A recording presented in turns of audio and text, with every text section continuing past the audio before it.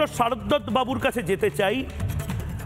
ডাক্তারবাবু, আপনারা সেই কমিউনিটি থেকে বিলং করেন যারা কোভিড দেখেছে। আপনারা স্প্যানিশ ফ্লু দেখেননি, কিন্তু আপনারা কোভিড দেখেছেন। কোভিড ওয়ারিয়ার আপনারা, অবর্ণনীয় লড়াই লড়েছেন। আমি যেহেতু আমার পরিবারে বহু ডাক্তার রয়েছে, আমি দেখেছি 50-60 ঘন্টাও চাকরি করেছেন এরকম অনেকে। আমরা তো ভিডিও কল করে আমরা ওই আমার বাবা বা অন্যান্য যারা চিকিৎসক রয়েছেন তারা ওই পিপিই কিট পরে, আমার বোন সেও চিকিৎসক, সেও ওই নাচছিল, খুব ভাইরাল হচ্ছিল তখন পিপিই কিট পরে, এনজয় করেছে কাজটাকে।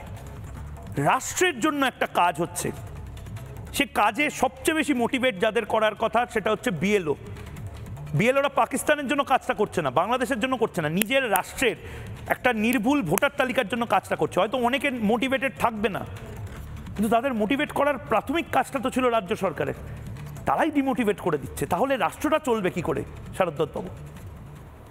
ময়ূক, প্রথমে দেখতে হবে একটা ছোট্ট পরিসংখ্যান। তৃণমূল কংগ্রেস এবং ভারতীয় জনতা পার্টি পশ্চিমবঙ্গে ভোটের তফাৎটা কত? আনুমানিক 5 লক্ষ, পার্সেন্টেজে আনুমানিক 4 থেকে 5%। মমতা বন্দ্যোপাধ্যায় পশ্চিমবঙ্গের দমদার মুখ্যমন্ত্রী, 3 বারের মুখ্যমন্ত্রী, কুর্নিশ জানায় রাজনীতির দিক থেকে ওনার মতো ক্ষুরোধার রাজনীতিবিদ হয়তো ভারতবর্ষেই কম। ওনার হাতিয়ার, সর্বপ্রথম হাতিয়ার কি? অনুপ্রেরণা। 2 নম্বর হাতিয়ার কি? অনুব্রত মার্কা লোকেরা। আর 3 নম্বর অনুপ্রবেশকারী। এই প্রথমটা যদি দেখি ময়ূক, অনুপ্রেরণা আজ আর কাজে দিচ্ছে না। তৃণমূলের মধ্যেই গোষ্ঠীদ্বন্দ্ব, এক তৃণমূল অন্য তৃণমূলকে মারে। কসবায় আমরা দেখতে পেয়েছি কদিন আগে, এক কাউন্সিলর বলছে অন্য কাউন্সিলর মারতে এসেছে, আমাকে গুলি করেছে, দুজনেই তৃণমূলের। সুতরাং অনুপ্রেরণা আর কাজ করছে না। এবার আসি অনুব্রত। ওই তিহার জেলের তেলের ঘানি টেনে অনুব্রতরা আজকাল বেশ শান্ত। অনুব্রত, পার্থ, এইসব লোকেদের দিয়ে আজকাল আর কাজ হবে না, মমতা বন্দ্যোপাধ্যায় বুঝে গেছেন। তো এই 5 লাখ বা 5% যদি কথার কথায় ধরি ভোটের তফাৎটা, সেটা কিন্তু এই অনুপ্রবেশকারীদেরই। এই অনুপ্রবেশকারীরা কারা? না, এরা বেশিরভাগ বাংলাদেশি থেকে আগত মুসলমান অনুপ্রবেশকারী। বলতে আমাদের কোনো রকম দ্বিধা নাই।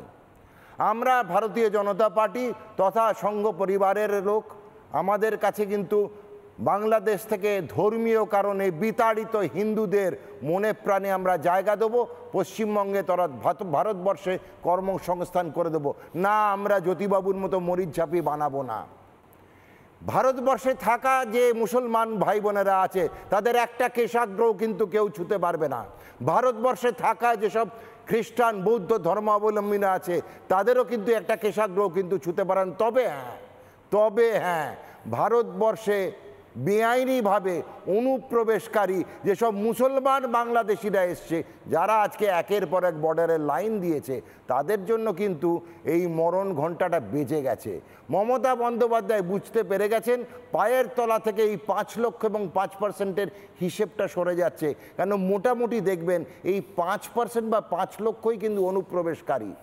এরা যে যেতে শুরু করেছে, আজকে রিক্সা স্ট্যান্ডগুলো খালি হতে শুরু করেছে। যাদবপুর থেকে সল্টলেকের রিক্সা স্ট্যান্ড দেখবেন খালি হতে শুরু করেছে। এই রিক্সা চালকরা বেশিরভাগই ছিল রোহিঙ্গা বাংলাদেশি মুসলমান অনুপ্রবেশকারী। এদেরকে বিতাড়নার তাগিদেই কিন্তু আজকে এসআইআর রুখতে কি করছেন আমাদের মাননীয় মুখ্যমন্ত্রী? একটা ভয়ের বাতাবরণ তৈরি করছেন। 80,680টি বিএলও কিন্তু পশ্চিমবঙ্গে কাজ করছে এখন। মানে 80,680। 3 জন মারা গেছেন, 6 জন অসুস্থ হয়েছে। 6 আর 3 9 জন, 80,000-এর মধ্যে পরিসংখ্যান বা পাটিগণিত কি বলে? এদের পার্সেন্টেজ কত হতে পারে? 0.001%। তাই নিয়ে রোজ খবর, তাই নিয়ে ওনার রোজ উক্তি।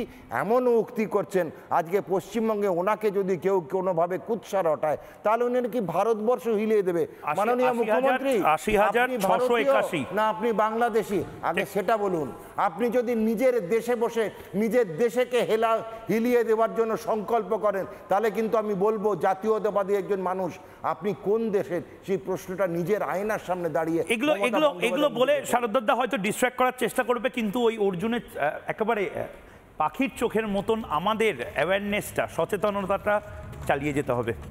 নানা ধরনের কন্টেন্ট দেখার জন্য লাইক করুন, শেয়ার করুন আমাদের ফেসবুক পেজ, সাবস্ক্রাইব করুন আমাদের ইউটিউব চ্যানেল। পাশাপাশি অন্যান্য ব্রেকিং নিউজের জন্য অবশ্যই চোখ রাখুন রিপাবলিক বাংলায়।